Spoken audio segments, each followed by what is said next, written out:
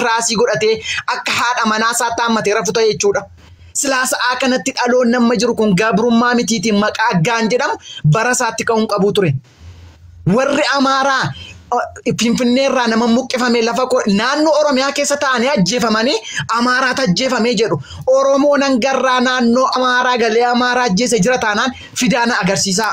Kan jarrin duune hin qalamne jedhanu naannoo Oromiyaa keessa taa'aniitu. Nuti garuu naannoo Oromiyaa keessatti ajjeefamne osoo hin taane lafa abbaa keenyaa lafa haadha keenyaa.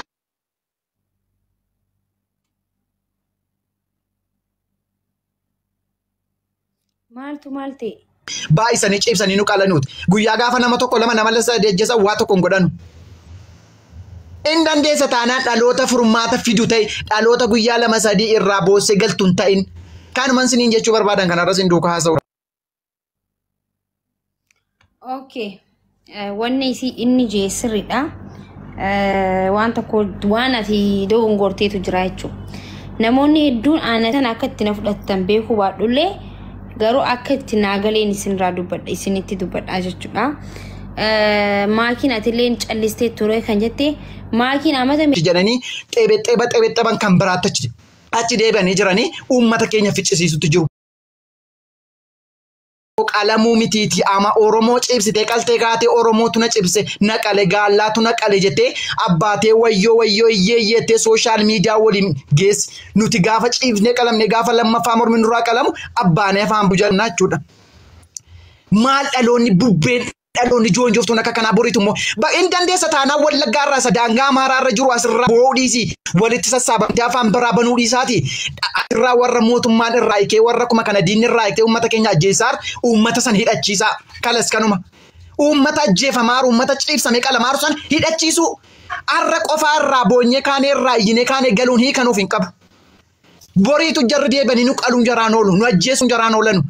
Ingodama taanaan dhaloota furmaata fidu gochuuf dhaloota furmaata fidu ta'uu akka irraa emoojii boo'ichaa walitti arginee bilaagdee akkas ta'e sana ta'e noo waan tokko faayidaan qabu dhaloota furmaata fidu dhaloota inni du'eera isa jiruuf immoo maaltu godhamu qaba kan jedhu dhaloota maata lafa kaa'u ta'uu dhaloota yeroo hundee emoojichaatiin dhugaa geejja akkas taatee santu ta'e jennee xeebexxee dhiisnee mata lubbuudhaan hafe kana qotee bulaa Wallaggaarraa akkatti cibsamee qalamaaru inni qalame bakka dhume raawwate inni isa jiruuf furmaanni jiru maalidha maal gochuu qabna maaltu ta'uu qaba jennee dhalootatti yaadu ta'uudhaa qabna malee ammas irratti wal geenyee nama 600 nama 700 sassaabnee inni nu jala taa'ee nu dhaggeeffatu summatuma horiidha na dhaggeeffadhaa seeraan horii dhaloota hiikan qabne dhaloota gabrummaa mataa akka tiraasii ta'uuf jala keetirra rafaaru akka gochaa keenyaaf gabrummaa nuti qaatan nutiin.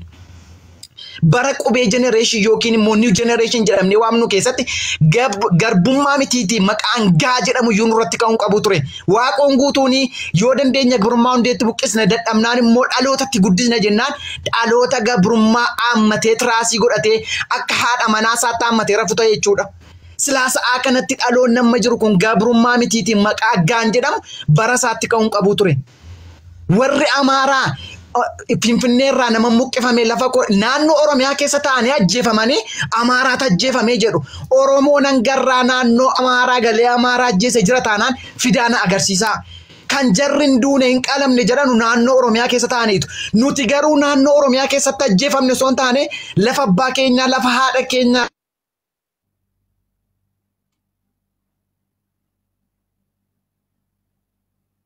Maalti? Baay'isanii cibsanii nu qalanuuti. Guyyaa gaafa nama tokko lama nama deejjesa waa tokko hin godhanu. Inni dandeessa taanaan dhaloota furmaata fidu ta'e dhaloota guyyaa lama sadii irraa boossee galtu hin ta'in. Kanumaan siniin jechuu barbaadan kanarras hin duukaa haasa'u. Okay. Wanni inni jee sirriidha. Waan tokko waan ati dogongorteetu jira jechuudha. Namoonni hedduun aanatan akka itti na fudhatan beekuu baadhullee garuu akka itti naagaleen isinirraa dubbadha isinitti dubbadha jechuudha. Maakiin atillee callistee ture kan jette maakiin amata meeqa guutuu kophaa isii iyyaa turte baay'izawee dhugaa dubbanna kan dhugaa beekuun dhugaa beekaa jechuudha. TikTok kanarratti hanqa namni maraattu naan ja'utti warri akkaawuntii gurguddaa akkaawuntiin keenya nu jalaa gubataa yoo waan afaan Amaariffaa waan qabsoon yoo dubbanne nu jalaa gubata jaanii afaan cuqqaallatanii ta'an maakiin ol kaaseetuma gad deebi'aa jirti ammallee jechuudha. Ol kaaseetuma akkaawuntii kiyya meeqan dabaa jira jechuudha.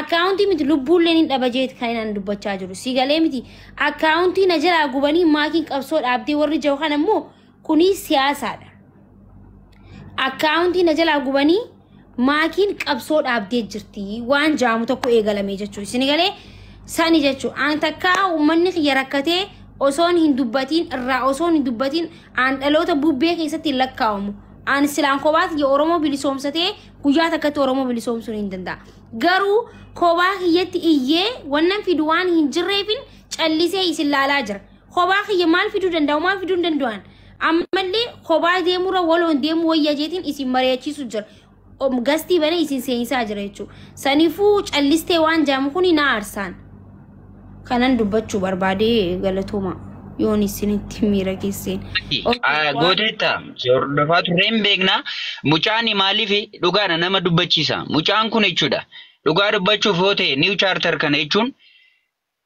uummata hammuma dandeettii fooloo qabuu kana irratti jechuudha dhaloota biqilaadha dhugaa dubbachuuf yoo ta'e hin yaalaa hin godha garuu maal godhare akkuma jennu kana dhaloota bubbee taaneo kunoo ati maal jedha fooloo koo gubataadhaaf irra taa'ee ittiin kaffalamaa ittiin jiraata mana kiraatu ittiin kaffalama uummanni hin qalama inni fooloo irra taa'ee fooloo koo gubatadhe dhiigni Oromoo dhangala'aa jiru mormi haati keenya haadha keenya qalamaa jiru. By the way warri fooloo miti bar Oromiyaaf moo Oromoof moo lubbuun kan namaa bar miti dhiigaa kan namaa bar ajjeefamaa jira. Harree dhaka kun maalirraa dhufere harree uumma kun gabbaanii waan takkaa dubbatan hin dubbatan akkaawuntii nu jalaa gubata jee warra yaadu hunda isaanii ciqaa wal beena waan ta'eef waan waliin jiru wal beena waan ta'eef saniifuu aan waa hedduu dubbachuu barbaadu sanumaafuu yoo waloon deemne waliin deemne bilisoomna yoo waliin deemne gabroomni taas waliin deemne gabroomna waan amma inni jeerratti ani waan inni jee dhugaadha waan inni jee ani waan inni jee wanne jechaan jiru garuu gama waan kiyyaa kan dubbate inni dubbate sanii ani callisaa hin jiru jechuu barbaade guyyaa takka callisee hin beekon guyyaarraa ni dubbannaa yoo kan jennu ta'e nama tokko qofa yoo taate maraataa taata nama sadii afur yoo taate immoo waloon deemnee waan tokko godhuu hin dandeenye jechuudha sanumaaf silaa waloon waliin deemnee annatti tola jechuudha kanan dubbachuu barbaade itti fufi nimoon amma waan irra jirutti toopika keenya irra deebi'a. Maakiko dhugaadha hamma tokko ijji qaroo keenya jechuudha maaki dhugaan sitti muudhaaf yoo ta'e ijji qaroo keenya hamman gaafaran waggaa afurii wayii ta'eera hanganti kanaan si beeke miidiyaa kanaan si beeke uummata Oromoof sagalee taataa irraa waan si beekan jiru garuu immoo dhaloonni akka kee eessaa finna har'a maal ta'e Habashaan amma kana keessa qabattee hudduu intinitti gatattee kan nu fixaa jirtuuf maaliif Amaara Habashoomee fi Oromoo Amaaromee fi Amaara Oromoomee nu keessa hudduu nutti gatattee jechuudha.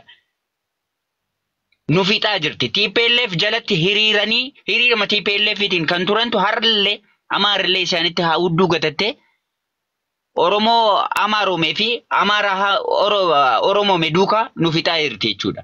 Haadha keenya ciibsitee morma qalaa jirti.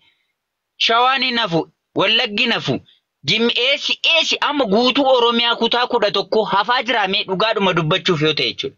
Hamma manatti qalamuu hammeen keenya haadhoon keenya haati keenya obbolaan keenya qalamuu dirasitti rasaasaan gubachuutti kun hunduu maaltu fide kan godhaa jiru kan ulaabane eenyudha maqaa nutti maxxansanii abbaa biyyaa taranyaa jedhanii nutti kennanii qaamni nu qalaa jiru qaama nu hidhaa jiru qaama nu nyaachaa jiru qaama dachee kanarraa nu dhabamsiisaa jiru adda baasaa hin beeknu maqaan dure eenyu garuu Habashaadha.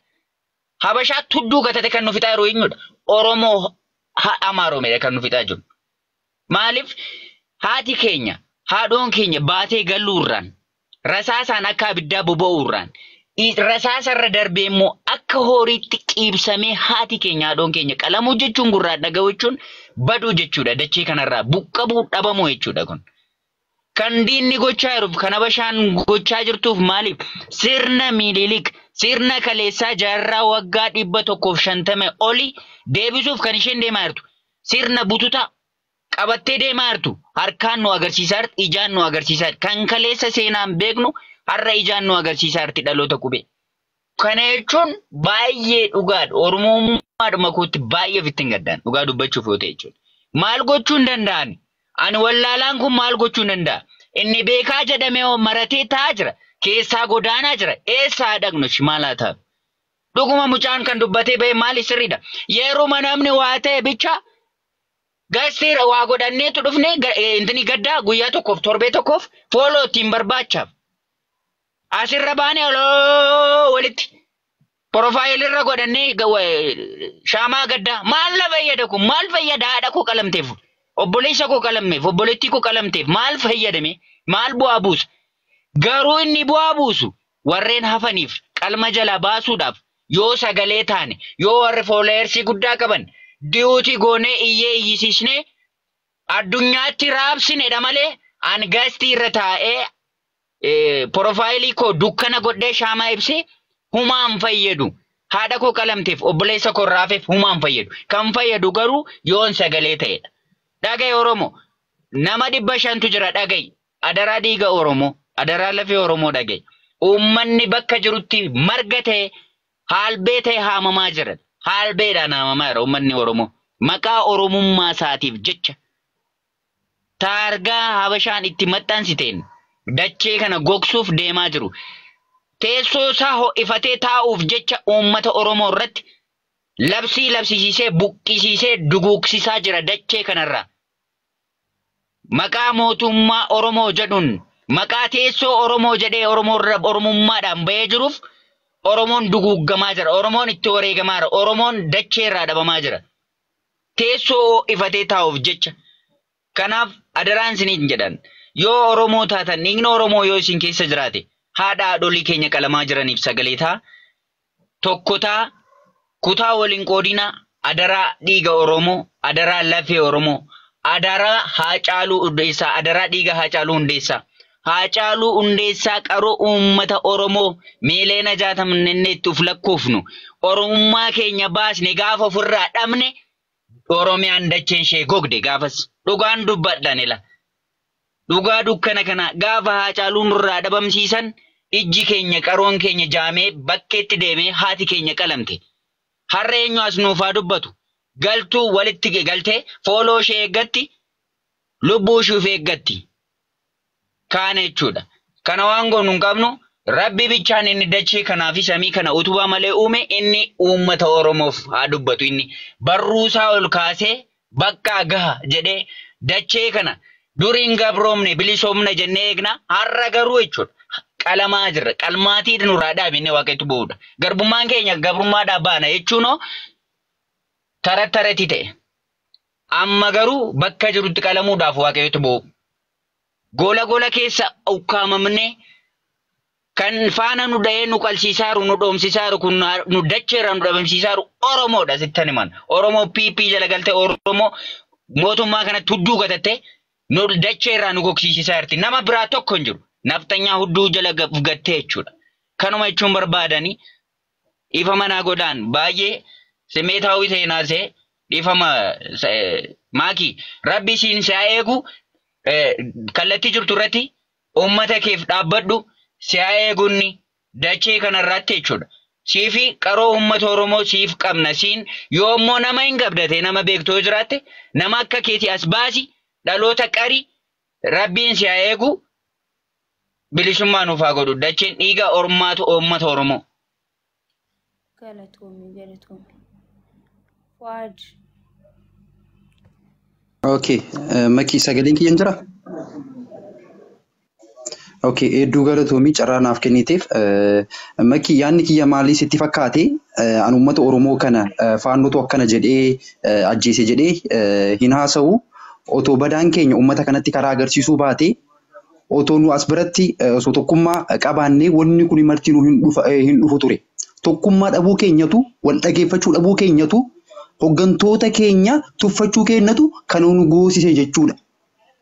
Otoo nu tokkoomne otoo nu walitti duuluu baannee otoo nu karaa tokkorra deemnu ta'e wanti kun hundumtuu nutti hin dhufu jechuudha. Wanti kana hunda isaa fide tokkummaa dhabuu keenya jechuudha. Faannoon wanta akka nu hin goone. Qaawwa nu banneen qaawwa qabsaa'onni Oromoo hoggantoonni Oromoo bananiin seenanii uummata kana ajjeesan jechuudha. Oromoon hadha ofii walitti deebi'ee walitti duula. Diina isaa dhiisee walitti duuna jechuudha. Walitti duuluu kana dhiisee otoo kara diina isaatti garagalee wanti kun marti hin jiru jechuudha. Maki osoo faannoon barkaleessa osoo Shimallis Abdiisaa faati mootummaa naannoo Amaaraa wajjin walii galtee hin godhinii wanti kun marti hin dhufu jechuudha. Eenyutu faannoo Oromiyaa keessatti affeere? Shimallis Abdiisaadha miti? Mootummaa kanaa miti? Qaama shanee jedhu hin balleessinaa. Akka wayyaanee daaraa goonetti shaneellee Wallagga keessaa hin balleessina jedhee mootummaa kana wajjin agriimantii kan uume mootummaa naannoo Oromiyaati. Kaleessa oyta isaan waan kana waliin mallatteessan lakki wanti kun sirrii miti jennee otoo mormine har'a wanti kun marti hin dhufu jechuudha.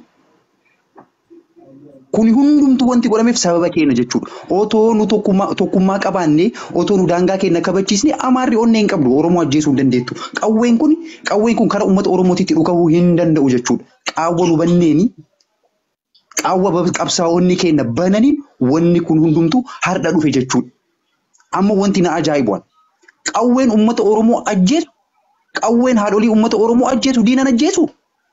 Poolisiin Oromiyaa akkasitti hidhatee uummata kana reebaa jiru, ajjeesaa jiru, saamaa jiru, diina yoo ajjeese maal qaba?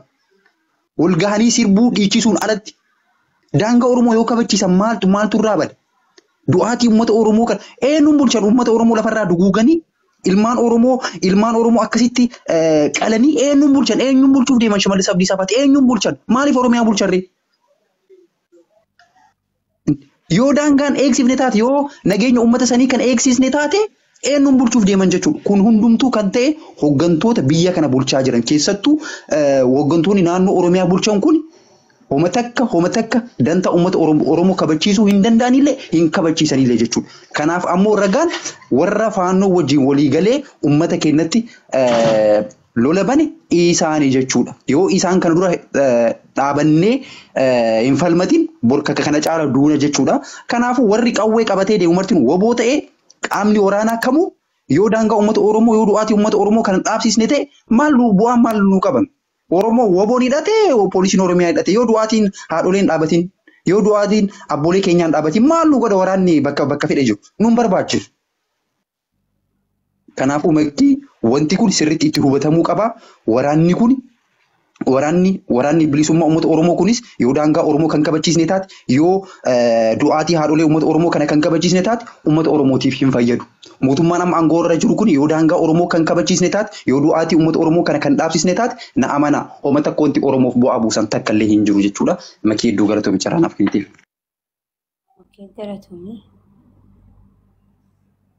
Okay. Dhaggeeffadhaa. Yaada isin irraa fudhadhee namoota isin hin galchinillee isin hin galchaa yaada keessan ni ibsattanii amma duuti Wallaggaa kun Wallaggaa qofa irratti hin dhaabbatu. Akkasuma fiinxaaleeyyiin Amaaraa faannoo Walloo cabsuudhaaf yaalii guddaa gootee ture. Walloo cabsuudhaaf Walloon garuu harkan kaninee fi du'anii dhiigni isaanii dhangala'ee daangaa isaanii eeguu turani. Akkasuma Wallaggaa amma akkana godhu jiraniif cabsuudhaaf sigalee samboodamuu kutaalee Oromiyaa hunda keessanuu ni seenan hunda keessanuu warra irra tiraasii godhatanii ciisaa jirtan kuni kutaalee hunda ni seenan jechuudha.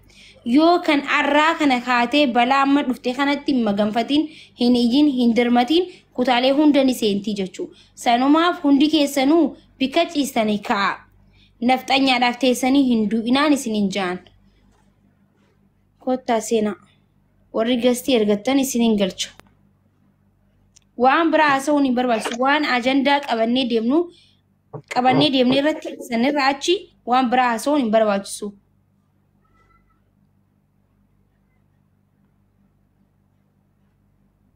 Okay, dubbadhu.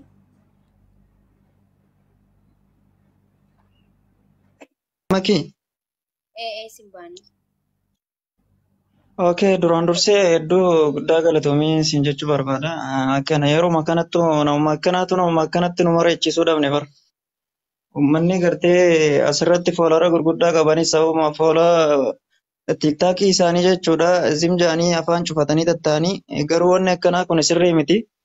Yeroo gartee haadholiin Oromoo rakkataa jirtutti yeroo haadholiin Oromoo bu'aa jirtu kanatti caljaanii gartuu wallaaluun kun hedduu rakkoo guddaadha akka mataa keessatti.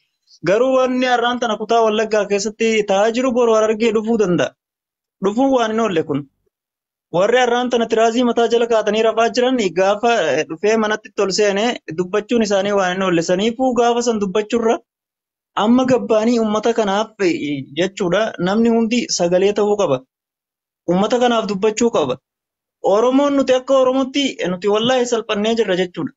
Maaliifi akka Oromootti miidiyaa hin qabnu miidiyaa agartee uummata kanaaf dubbatu hin qabu.